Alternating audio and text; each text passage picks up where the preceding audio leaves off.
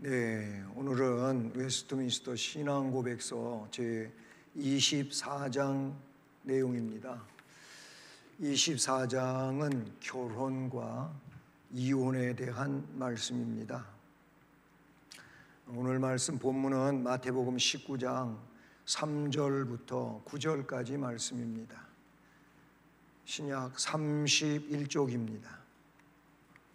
마태복음 19장 3절로 9절 말씀을 우리 같이 봉독하십니다. 바리새인들이 예수께 나와 그를 시험하여 이르되 사람이 어떤 이유가 있으면 그 아내를 버리는 것이 옳으니까?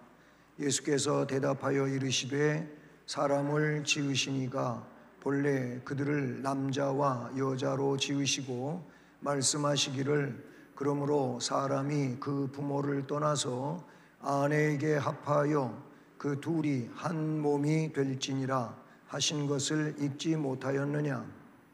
그런즉 이제 둘이 아니요 한 몸이니 그러므로 하나님이 짝지어 주신 것을 사람이 나누지 못할지니라 하시니 여짜오되 그러면 어찌하여 모세는 이혼 증서를 주어서 버리라 명하였나이까? 예수께서 이르시되 모세가 너희 마음의 완악함 때문에 아내 버림을 허락하였거니와 본래는 그렇지 아니하니라. 내가 너희에게 말하노니 누구든지 음행한 이외에 아내를 버리고 다른 데 장가 드는 자는 간음함이니라. 아멘. 네, 본문은 이 결혼에 대한 삶과 그 가정에 대한 보호적 이야기를 잘 담고 있는 내용이라고 볼 수 있습니다. 바리새인들은 모세의 그 율법에 근거해 가지고 지금 예수님한테 몰라서 묻는 게 아니고 예수님께 따지듯이 물어보고 있는 이런 상황이야. 그거를 시험하여 이르되, 예수를 시험하여 하는 말이라 이렇게 말하고 있어요. 어떤 이유가 있으면 그 아내를 버리는 것이 옳습니까? 그때 예수님이 말씀하시기를 너희들이 한 남자와 한 여자가 만나서 결혼하게 하신 하나님의 뜻을 읽어보지 못했느냐? 둘은 이제 둘이 아니고 하나다, 한 몸이다. 그러니 하나님이 짝지어 주신 것을 사람이 나누지 못한다. 그렇다면 어찌하여 모세는 이혼 증서를 써서 주어가지고 그걸 버리라고 했습니까? 그때 예수님이 모세가 그렇게 율법에 명시하고 있는 것은 이게 하나님의 뜻이 아니라는 거예요. 사람의 완악함 때문에 그렇게 말하고 있는 것이지 하나님의 본래 뜻은 그런 게 아니다. 내가 너에게 말하노니 누구든지 음행한 이외에 아내를 버리고 다른 데 장가드는 자는 간음에 해당한다. 주님은 그렇게 정리를 하셨습니다. 자, 결혼은 한 남자와 한 여자 사이에 이루어져야 한다. 이게 성경에 말씀하고 있는 결혼에 대한 대원칙입니다. 여기에는 이 이상도 없고 이 이하도 없어요. 한 남자 한 여자 사이에 이루어진다. 이 한 남자와 한 여자 사이에라고 하는 말을 더 구체적으로 설명하기를 어떠한 남자이든 한 명 이상의 아내를 두는 것은 정당하지 않으며 또한 어떠한 여자이든 한 명 이상의 남편을 동시에 두는 것은 정당하지 않다. 이 문장적으로는 한 남자가 두 아내를 거느리고 살면 안 되고 또 한 여자가 두 사람의 남편을 거느리고 살아도 안 된다. 성경에 창세기 2장 24절 아주 원초적인 내용이지요. 남자가 부모를 떠나 그의 아내와 합하여 둘이 한 몸을 이룰지로다.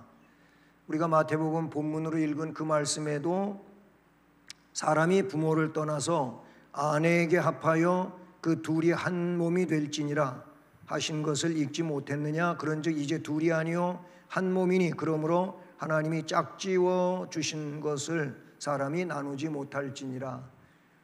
하나님이 그렇게 맺어 주신 것을 사람이 나누어 가지고 각각 살아가는 거, 이거 하나님의 명령에 불순종하는 것이다, 그렇게 말하고 있어요.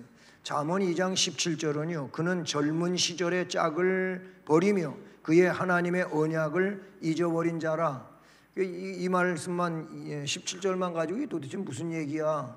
그런데 그 앞부분에 보게 되면 어떤 내용이 나오냐면은 음녀에게 혹은 음부에게 빠진 자는 그 젊은 시절의 짝을 버리는 자다. 음녀나 음부에게 빠졌다면 그런 거예요. 동시에 그의 하나님의 언약을 잊어버린 결과가 된다. 이렇게 잠언 2장 17절에 말씀하고 있어요. 두 번째로, 결혼은 남편과 아내가 서로 돕도록 제정됐어요. 그거를 창세기 2장 18절에서 하나님이 사람이 혼자 사는 것을 좋지 않게 여기시고 내가 그를 위하여 돕는 배필을 지으리라, 이렇게 말씀하셨거든요. 이게 뭐 아담이 있고 아담의 외로움을 이제 달래기 위해서 아담의 갈비뼈를 빼가지고 하와를 만들어 아담에게로 이끌어왔잖아요. 그럼 뭐 하와가 아담의 돕는 배필이라고 이렇게 이해하는 분들이 꽤 있어요.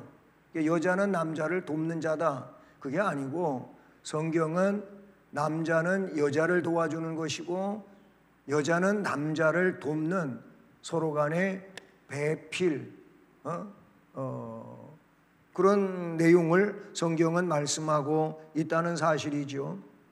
또한 합법적인 자손들을 통하여 인류가 번성하고, 하나님이 사람을 만드셨잖아요. 그리고 하나님이 하나님의 형상과 모양대로 사람을 만드시고 거기서 사람은 아담과 하와를 두고 하는 얘기예요. 뭐 2장에 가서 하와가 나오고 그러니까 뭐 이게 굉장한 차이를 두고 있는 것으로 생각하는데 그렇지 않다고 하는 거예요. 1장과 2장은 따로따로의 내용이라기보다는 함께하는 내용인데 그렇게 1장과 2장으로 떨어져 있는 내용이라고 사람들이 생각을 해서 그렇게 간주하는데 이 내용은 혼용되는 그런 내용이다, 이렇게 볼 수가 있는데요. 합법적인 자손들, 그러니까 생육하고 번성하라, 땅에 충만하라, 정복하고 다스리라, 뭐 이런 말씀들이 결국 뭘 얘기해요? 합법적 자손들을 번성시키라고 하는 이 내용을 명령하고 계신다는 사실이지요. 경건한 후손들을 통하여 교회가 번성해야 돼요.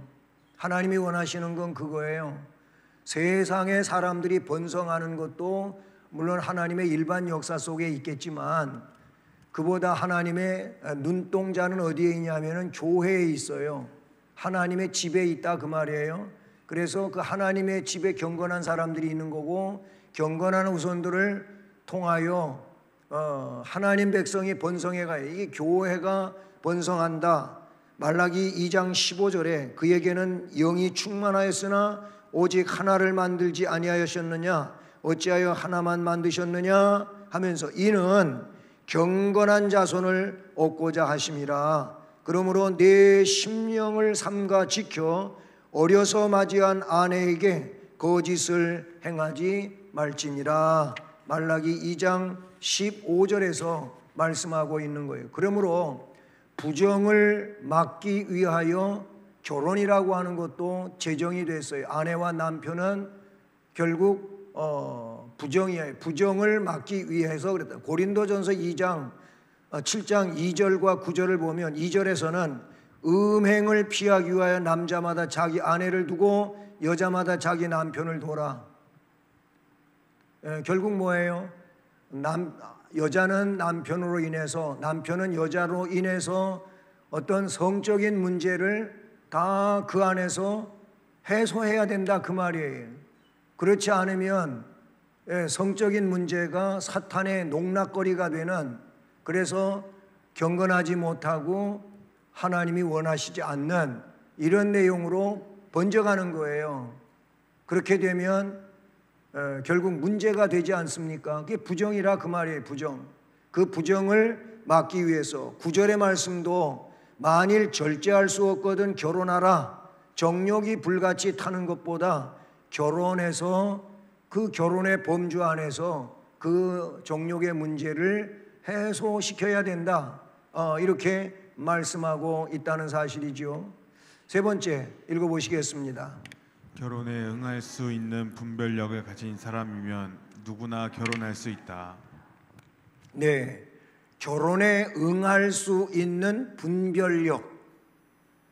여기서 이 결혼 생활을 할 수 있는 분별력을 가진 자가 결혼을 해야 되는 거예요. 결혼 생활을 할 수도 없는 이런 분별력이 없는 사람이 결혼하게 되면 결국은 그 가정이 올바로 세워지는데 문제가 있게 된다는 거예요. 그러니 결혼에 응할 수 있는 분별력을 가진 사람이라면 누구나 결혼할 수 있다.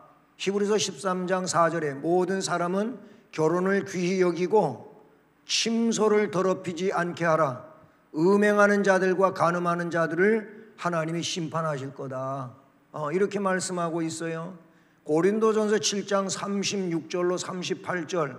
그러므로 만일 누가 자기의 약혼녀에 대한 행동이 합당하지 못한 줄로 생각할 때 그 약혼녀의 혼기도 지나고 그같이 할 필요가 있거든 원하는 대로 하라. 그것은 죄 짓는 것이 아니니 그들로 결혼하게 하라. 이런 말씀이 나오고 있어요. 자, 그러나 그리스도인들은 오직 주 안에서만 결혼해야 할 의무가 있다. 오늘날 와가지고 지금 이 웨스트민스터 신앙고백서에 나오고 있는 이런 내용이 오늘날 현대교회 성도들은 좀 여러 가지로 의아스럽다고도 느껴질 수가 있을 것이고 이 시대에 맞지 않는다 이렇게 얘기하는 사람도 혹 생겨날 수가 있어요.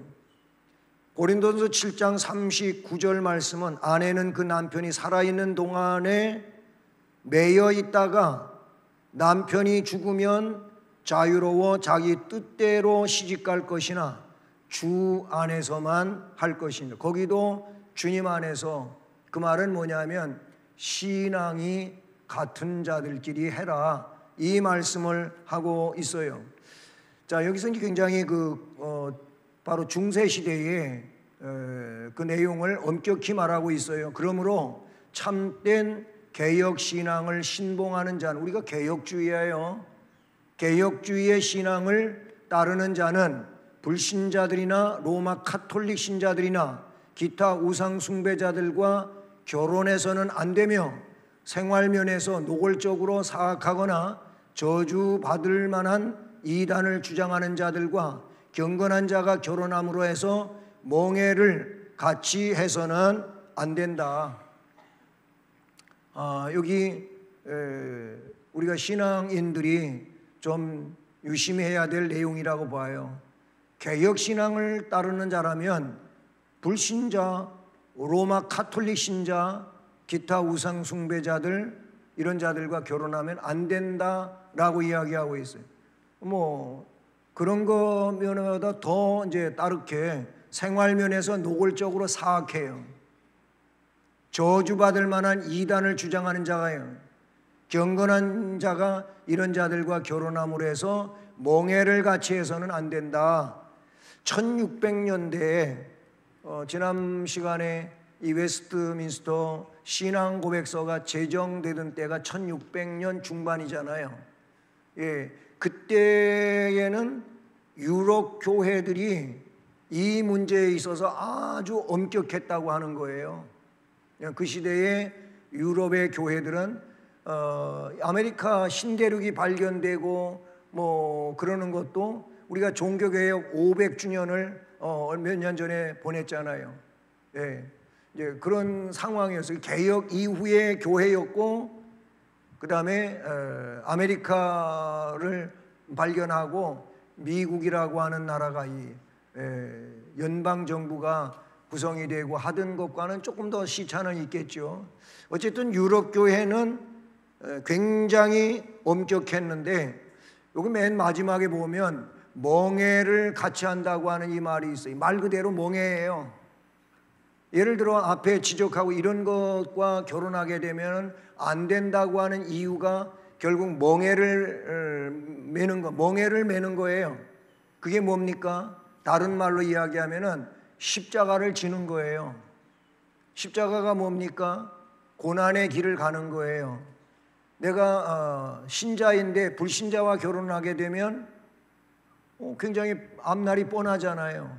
요행이도 불신자와 결혼해가지고 빨리 그를 신자화 되게 하면 얼마나 대단한 일을 한 것이고 문제가 안 되겠지만, 그런데 대부분 불신자와 결혼해가지고 신자화하게 하는 것보다는 오히려 내 신앙에 타격을 입어요. 오히려 신자가 불신자와 결혼해가지고 아예 신앙을 잃어버리는 경우도 생겨난단 말이죠. 이제 불신자보다도 앞에서 이야기하고 있는 이 로마 카톨릭 신자와 결혼한, 여러분 지금 캐톨릭도 문제이겠지만 로마 카톨릭하고는 이 개혁교회, 종교 개혁주의에 입각한 개혁교회는 그 당시에 많은 사람이 로마 카톨릭 때문에 목숨을 잃었어요. 신앙을 지키려고 하다가 로만 카톨릭이 무참히 막 죽였거든요. 이 교황에게 도전하고 이렇게 되면 막 죽였어요. 그 시대에, 종교개혁 시대에.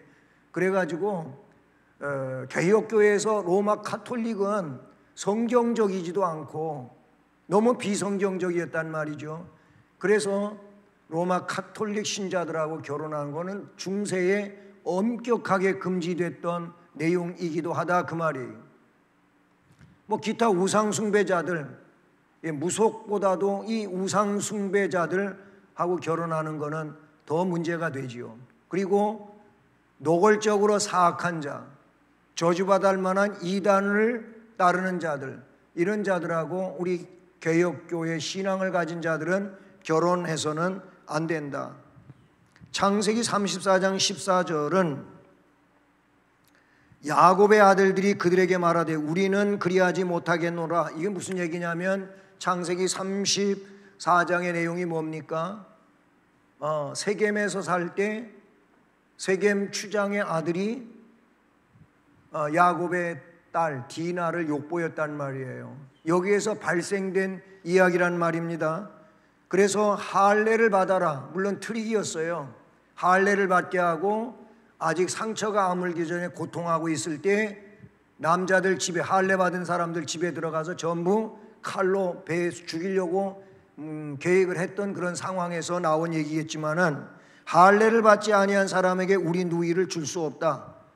왜냐하면 이는 우리의 수치가 됩니다. 그러니까 너희들이 우리 누이 디나를 데려가려면 할례를 받아라.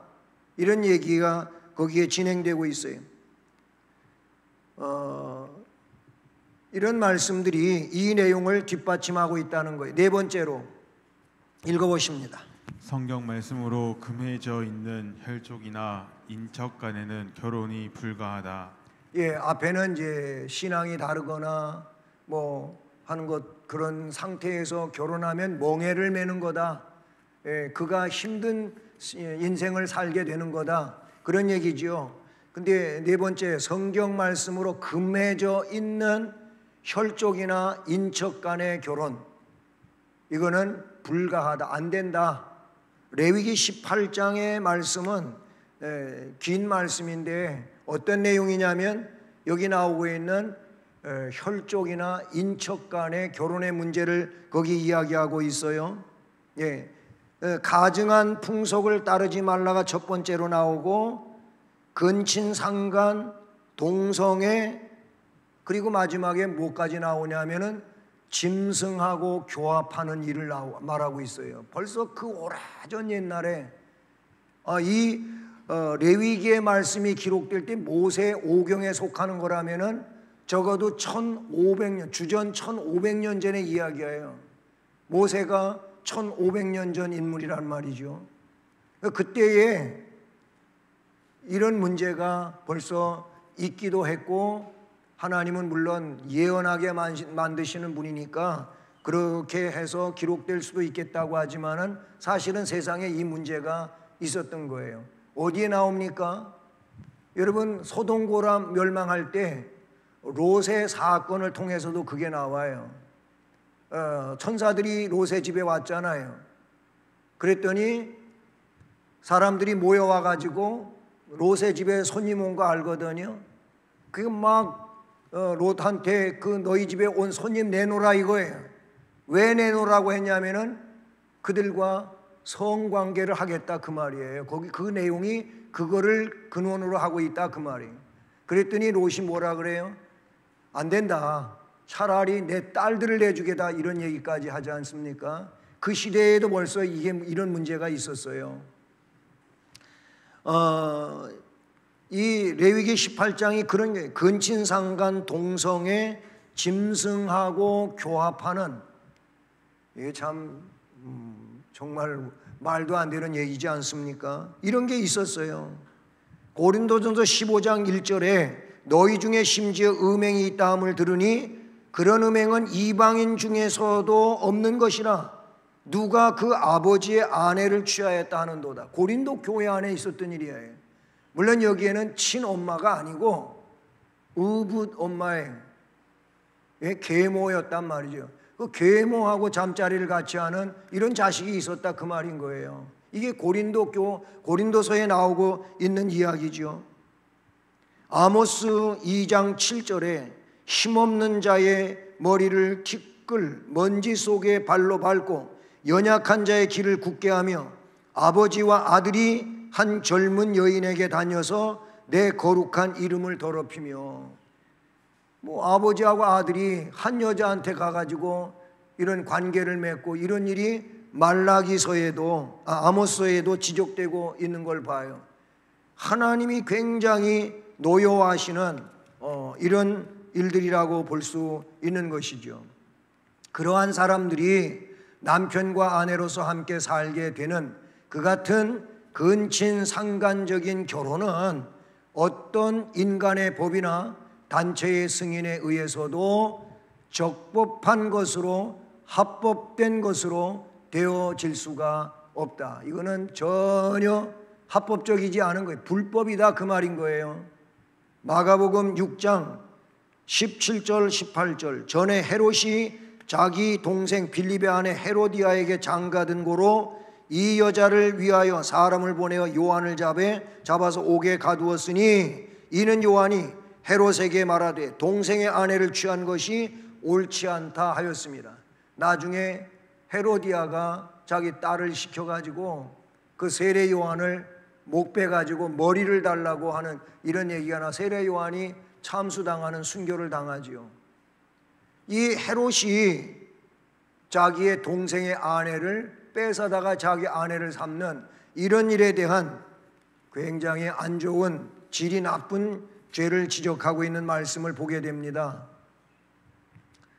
여기 레위기 18장 24절로 28절 말씀도 그런 같은 내용이에요. 너희는 이 모든 일로 스스로 더럽히지 말라. 내가 너희 앞에서 쫓아내는 족속들이 이 모든 일로 말미암아 더러워졌고 그 땅도 더러워졌으므로, 사람만 더러워지는 게 아니고 그런 죄악이 있으면 그 땅도 더러워진다는 거예요.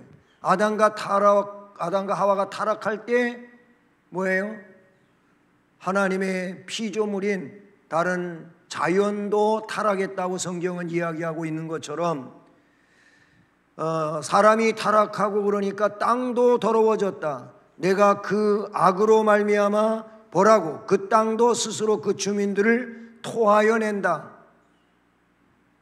너희의 종족이나 혹은 너희 중에 거류하는 거류민이나 내 규례와 내 법도를 지키고 이런 가증한 일에 하나라도 행하지 말라.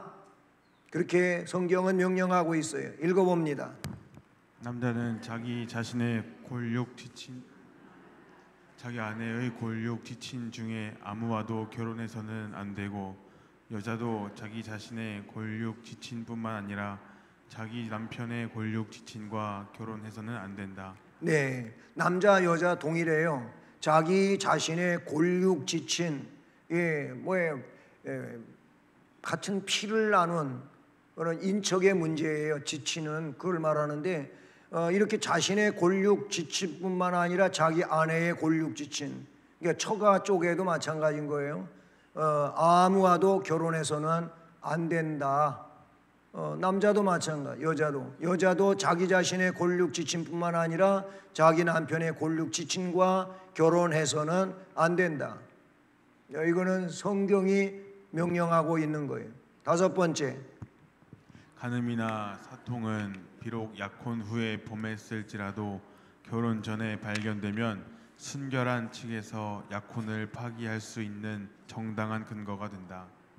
네, 간음, 사통 이런 것들은 비록 약혼 후에 범하게 된다 할지라도 결혼 전에 발견되면, 약혼을 했다 할지라도 아직 결혼 안 했는데 이런 문제가 생기면 순결한 측에서, 남자든 여자든 순결한 측에서 그 약혼을 파기할 수 있는 정당한 근거가 된다.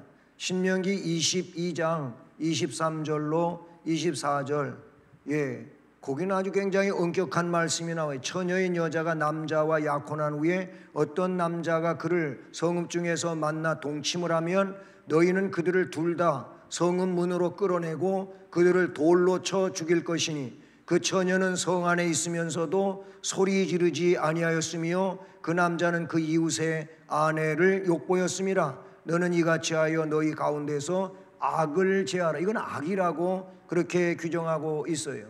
또 결혼 후에 범한 간음죄의 경우에는 순결한 편에서 이혼 소송을 제기할 수 있어요. 마태복음 5장 31절 32절이 그 근거가 돼요. 이혼 후에는 죄를 범한 쪽이 죽었다는 듯이 다른 사람과 결혼하는 것은 합법적이다. 이것도 마태복음 19장 9절 말씀에 근거하고 있는 내용이죠. 여섯 번째, 사람의 마음은 부패한 까닭에 하나님께서 결혼식을 통하여 합해해 주신 사람들을 부당하게 나누려고 이혼 사유를 찾아내려는 경향이 있으나, 간음 또는 교회나 세상의 법률에 의해서도 결코 어찌할 수 없는 고의적인 별거 외에는 결혼의 속박을 해소하기에 충족한 사유가 될 수 없다. 네, 사람의 마음은 부패해 있죠. 부패한 까닭에 하나님께서 결혼식을 통하여 합해 주신 사람들을 자기 마음에 안 들어서 그렇겠죠. 그렇게 해 주셨는데도 불구하고 부당하게 나누려고 이혼 사유를 찾아내려는 경향이 있으나, 간음 또는 교회나 세상의 법률에 의해서도 결코 어찌할 수 없는 고의적인 별거 외에는 결혼의 속박을 해소하기 위해 충족한 사유가 될 수 없다. 마태복음 19장 6절과 9절, 그런즉 이제 둘이 아니요 한 몸이니 그러므로 하나님이 짝지어 주신 것을 사람이 나누지 못할지니라. 9절에 내가 너희에게 말하노니 누구든지 음행한 이유 외에 아내를 버리고 다른 데 장가드는 자는 간음함이니라. 이렇게 말씀하고 있어요. 자, 마지막입니다. 같이 읽어보겠습니다. 이혼하는 경우에는 공적인 법적 절차를 밟아야 되고, 당사자들은 자기 자신들의 사건에서 자신들의 의지와 판단에 의해서 처리해서는 안 된다 그랬어요. 이혼을 하려고 하면 그럴 때 공적인 법적 절차를 밟아야지 자기 사적으로 다 사견에 따라 가지고 할 수는 없다 그 말이에요. 그리고 당사자들은 자기 자신들의 사건에서 자신들의 의지와 판단에 의해서 처리해서도 안 되는 거예요. 뭐가 있어요? 성경이 있고 세상에 법률이 있다 그 말이에요. 그거에 근거해야 된다는 것이지요. 신명기 24장 1절로 4절이 이 말씀을 뒷받침하고 있어요. 에스라 10장 3절에 내 주의 교훈을 따르며 우리 하나님의 명령을 떨며 준행하는 자의 가르침을 따라 이 모든 아내와 그들의 소생을 다 내보내기로 우리 하나님과 언약을 세우고 율법대로 행할 것이라. 율법대로 행할 것이라. 다시 말하면 법대로 집행하라 그 말이. 너희들 사견에 따라 가지고 너희들 마음대로 이렇게도 할 수 있고 저렇게도 할 수 있는 게 아니고 하나님의 말씀에 근거해서 해야 된다라고 말씀하고 있다는 사실이지요. 웨스트민스터 신앙고백서 제24장은 이렇게 결혼에 대해서 또 결혼 생활에 대해서 아니면 결혼해서 살다가 이혼할 수밖에 없는 상황이 된다면 그 또한 그냥 하는 게 아니고 하나님의 말씀 또는 세상 법에 근거해서 한다라는 것이지요. 이 점을 우리 신앙인들은 우리의 삶을 하나님의 말씀에 잘 맞추어 살아가야 은혜로운 것이고 복이 되는 줄로 믿습니다. 이런 은혜가 우리 모두에게 앞으로 더욱 함께하기를 주님 이름으로 축복합니다. 기도합니다.